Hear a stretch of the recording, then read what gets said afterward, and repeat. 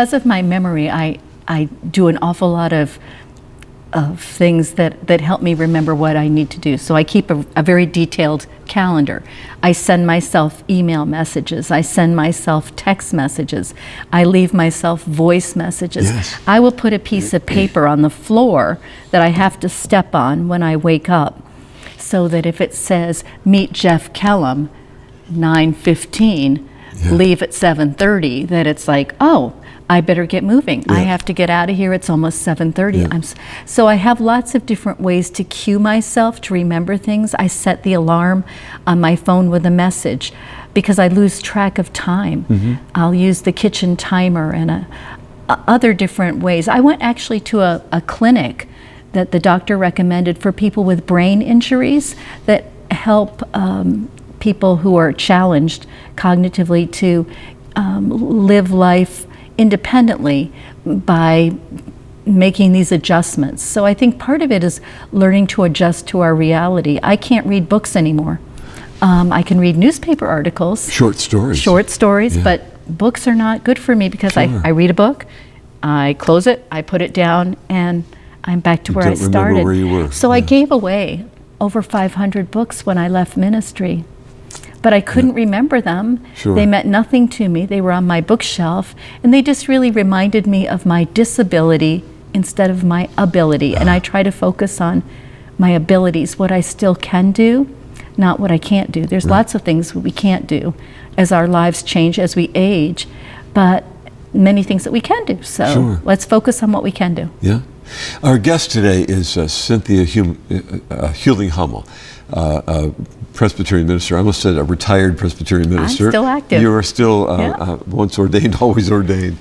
And she discovered some years back that she was having some memory issues.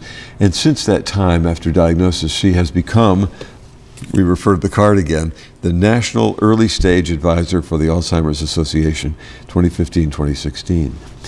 So as you begin in your own life, within your family situation with your children, you have 2 children, and you've received a diagnosis. Now, what is your concern for them?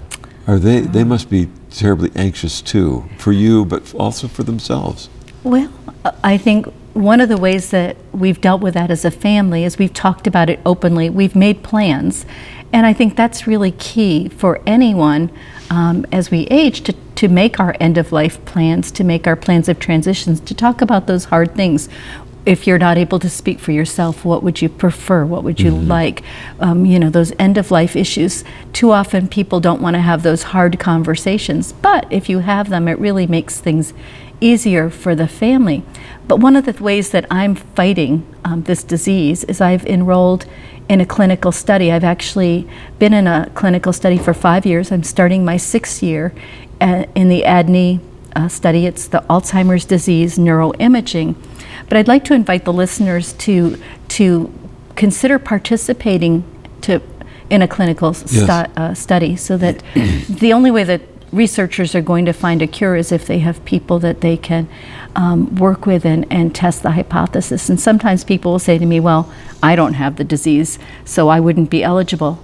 And nothing could be farther from the truth. The researchers need to be able to study people who have normal cognitive functions over and against people who are having cognitive difficulties. And there's lots of different studies that are available. Some are pharmacological. They're looking at drugs as therapies. Some are lifestyle studies. Some are looking at other factors. But you can go on to the Alzheimer's website and type in trial match, one word, trial match, and it will give you studies that are available in your geographical area, the kinds of people that they're looking for, certain criteria for the study where they try and keep everything the same as they look for therapies. But there's so many things coming down the pike right now.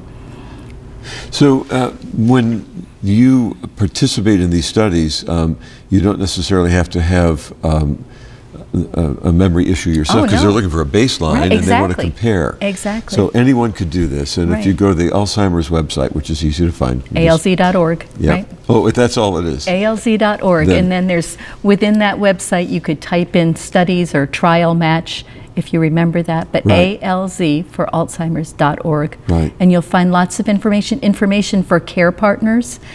The Alzheimer's Association offers educational programs throughout the different counties talking about Alzheimer's, what are the signs, the warning signs, how can care partners be helped. Lots of different programs that are aimed at people and families who have received Yeah. a diagnosis. And I understand exercise, physical exercise is helpful too. Have you found that to Oh, be the yes. case?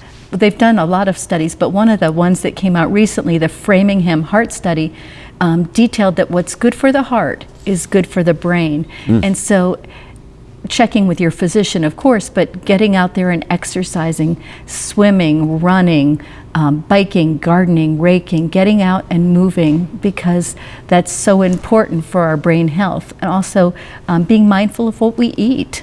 Yeah. And the diagnosis of a memory disorder or Alzheimer's, the things that you're talking about would apply to any diagnosis that Exactly. is anxiety producing, worry, fear, by dealing with the positive way that you've been able to center yourself toward keeping yourself well. Right. If you had a cancer diagnosis, the same thing, the same steps could Right. be taken. Exactly. Yeah.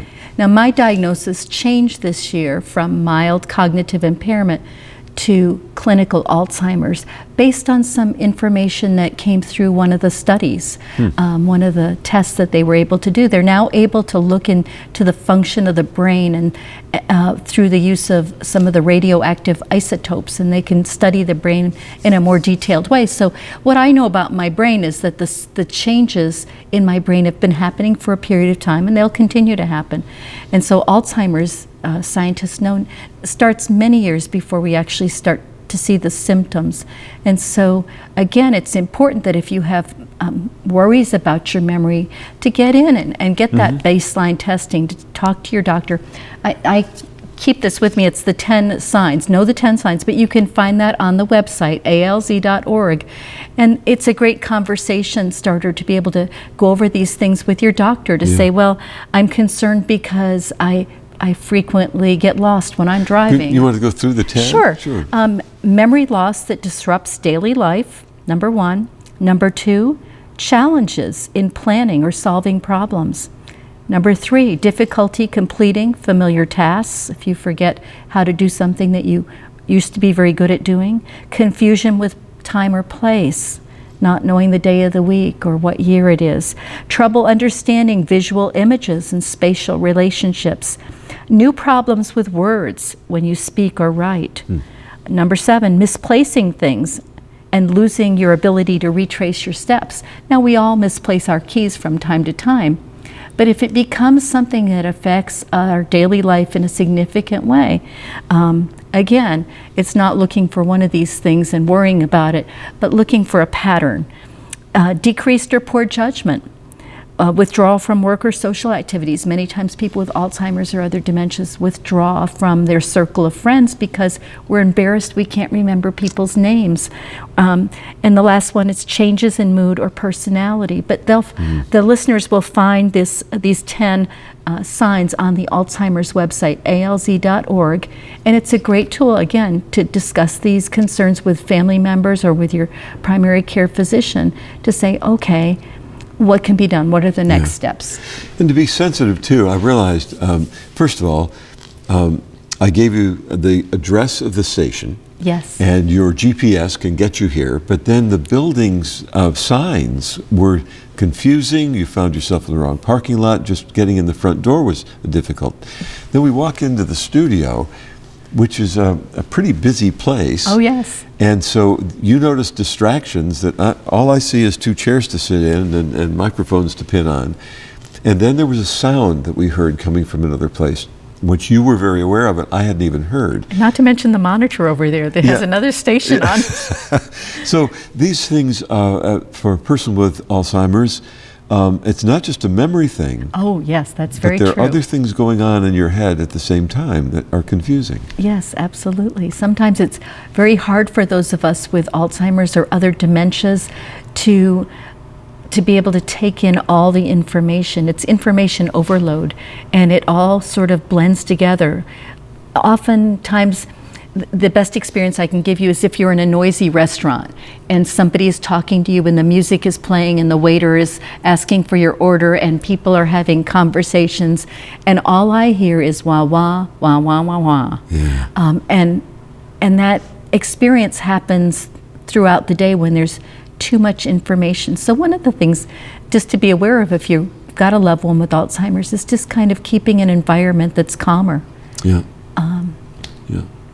The thing that strikes me too about your attitude toward this, from the diagnosis to the next steps, your faith has informed you. You still hold on to the foundations of the faith in which you were raised.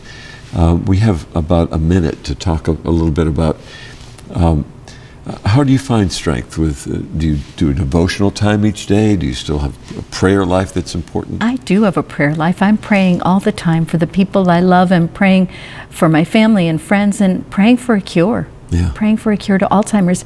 But it's not just enough to pray for it. I think we are called to partner with God and do what we can.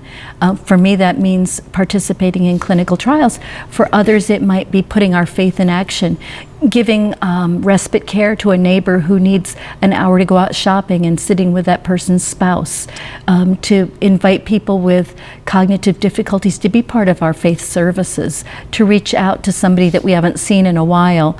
Maybe you've heard that they are struggling with memory problems, to be a person who lives out your faith by walking with somebody in this journey. And not just being afraid to engage them, but learning how to best engage them. Exactly. Yeah. And churches could do this through having you come and speak. Exactly. Yeah. And again, the Alzheimer's Association, if you go to the website, there's so many resources. You can learn about how to best help someone and best help families. Our guest has been the Reverend Dr. Cynthia Huling-Hummel, who has gotten herself here to talk with us and shared with us dealing with Alzheimer's.